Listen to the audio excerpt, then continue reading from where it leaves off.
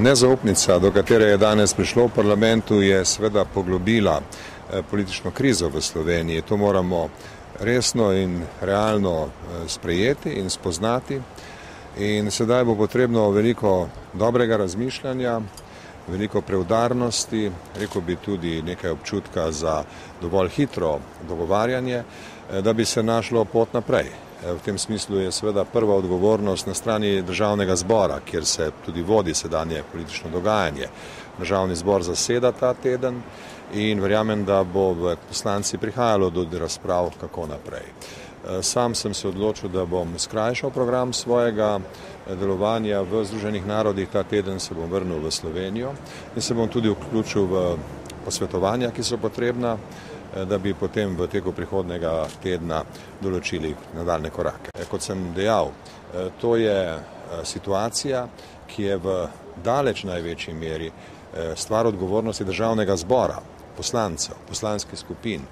Oni so ustvarili to situacijo, oni v tej situaciji sedaj iščejo poti naprej in seveda kot predsednik republike bom pripravljen v tem procesu pomagati in najprej poslušati poslance. Ni prvič, da se je nekaj takega zgodilo, zgleda, da je to del tudi naše politične kulture, da pride od časa do časa do take situacije. Vendar tisto, kar je v tej situaciji najpomembnejše, je iskanje najbolj primerne, najpravilnejše poti naprej.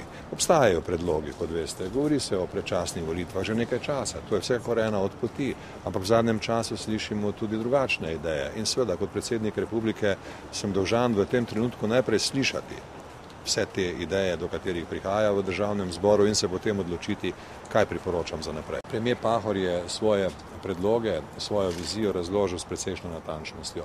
Poslanci so imeli na voljo izbor in zdaj odločili so se na način, ki končuje mandat njegove vlade. Seveda vlada ostaja odgovorna, da opravlja tehnična dela in vodi tekoče posle do nastopa nove vlade. Tukaj je odgovornost sedanje vlade popolnoma nezmanjšana in verjamem, da bo premier Pahor to odgovornost uspešno opravil. Seveda pa je vprašanje, ki ga postavljate, pravzaprav povezano z idejami in odgovornostjo. Poudarjam, z odgovornostjo poslanskih skupin, poslancev, da izberejo pot.